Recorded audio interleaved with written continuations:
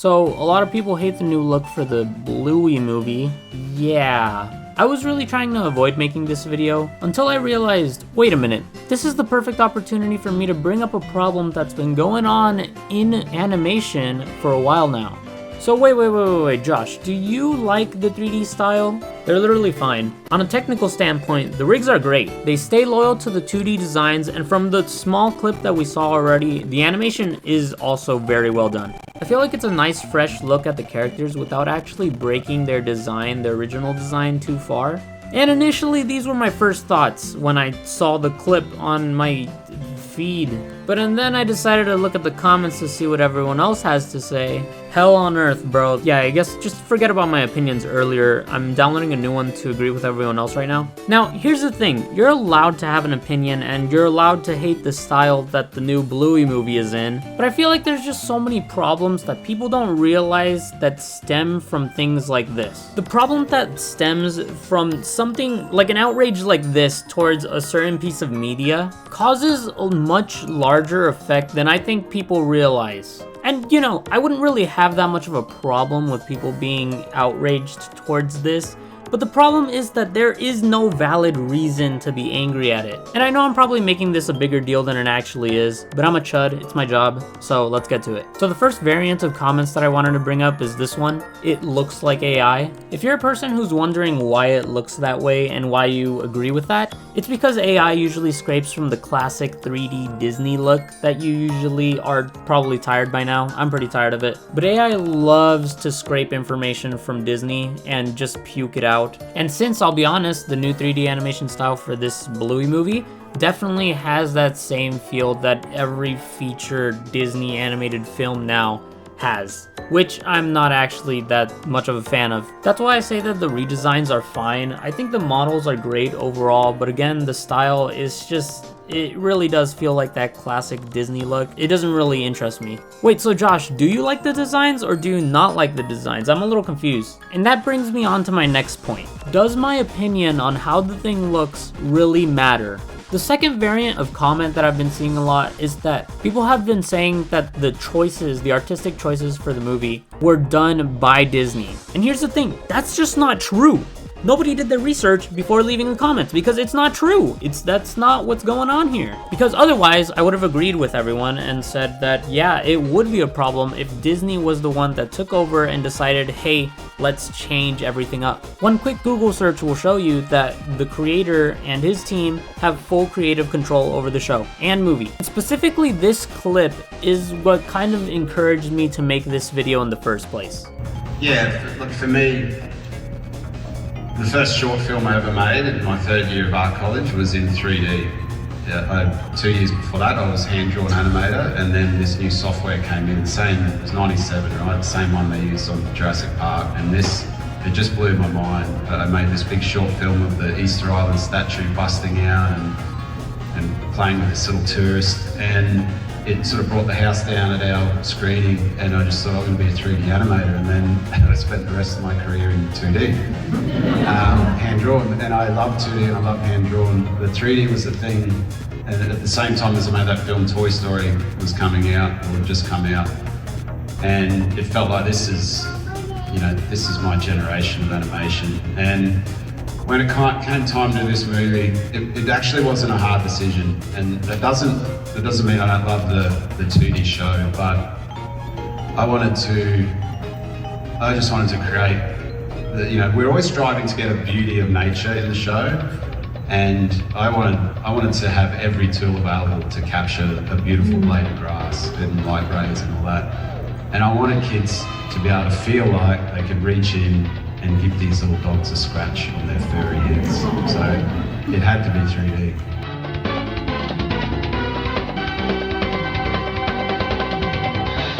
This is the creator of the show giving his reason as to why he decided to make it all 3D. In fact, it wasn't even just solely his idea, it was the team as a whole. But seeing that the reason that he did this was because he has a passion for 3D animation, my heart breaks for this guy a bit. And this is exactly one of the major problems for some media right now.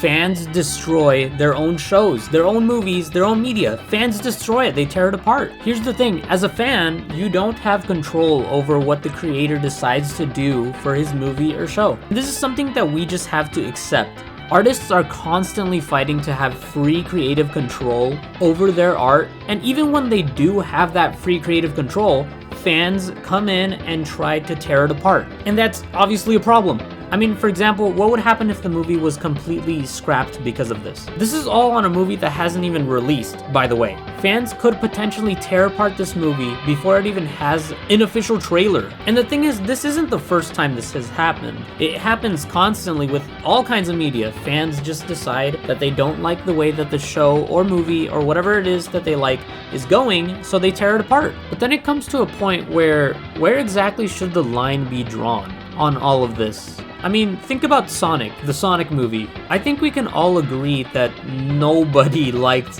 the first design for the Sonic movie. And it was because of fans that we got a much better design. But then, like, where is that line? Because we can't just destroy every piece of media and write it for ourselves. Because then it leads to an artist's burnout. I mean, think about Gooseworks with Amazing Digital Circus. Think about how much pressure fans put on them. I mean, if things had gone differently in the fan base of Amazing Digital Circus, we could have possibly had a second season. Okay, probably not. There's a lot more factors that go into that, but who knows? And I couldn't help but just feel bad for the creator of Bluey right now. Because imagine being an artist and posting some art that you loved and you liked to make, and everybody just completely hates on it with no valid reason. And hell, I think this even happened with the Minecraft movie. I mean, just seeing how, like, torn apart Jack Black was for all the negative comments for playing as Steve, people saying that he doesn't fit the part, was just so rude. I think the Minecraft movie was great, and I'm really excited for the second one, although theater employees are probably not. But I feel like this just keeps happening for every single thing that releases, and it's kind of discouraging to a lot of artists who put their time and effort into what they make. I think that maybe there are times when we as fans can just appreciate an artist's work even if we don't exactly love it. But I don't know, this is just me rambling at this point.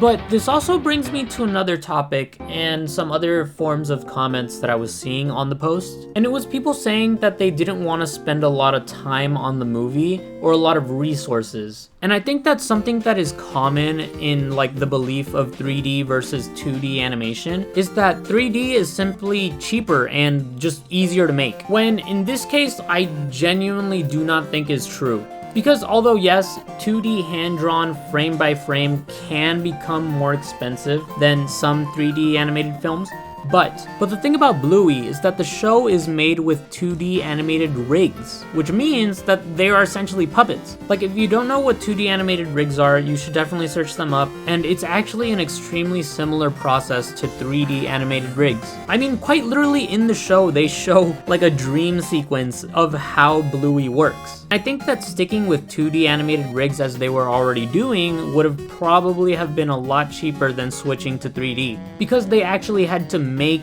these 3D rigs, and it probably took a lot more time than you think. I feel like the confusion comes because a lot of people don't really understand how 3D animation works and think that maybe it's a lot easier than they imagine. So if you're a subscriber of this place, you already know that I am a major fan of 3D animation, so this whole situation is kind of a soft spot for me. And even though I do agree that maybe Bluey's 2D animation was a bit more charming, I really don't think it loses that much of its charm in 3D. So if I'm gonna use any comment that I saw to sum this up, sum my opinion up, it's this one right here. This one is spot on to how I feel, and yeah, pretty much. But yeah, I know it's been a while since I posted. Hi subscribers, it's been a long time, but this is a video again that I posted. What's up? I was kind of trying to avoid making this video since I didn't want to do a video of me just rambling about my opinion on something, and I wanted to get back to that whole, 3D and to the flowery model that I announced and everything. But yeah, as you can see, I've been working on this layout and it took me way too long, but I hope you guys do enjoy it for future videos. And if you like the video, subscribe, like, and watch more videos, and maybe soon enough I'll get that Flower Man video out and some more to come. But yeah, sorry it takes so long, animation takes long, yeah. I'm tired now. Goodbye.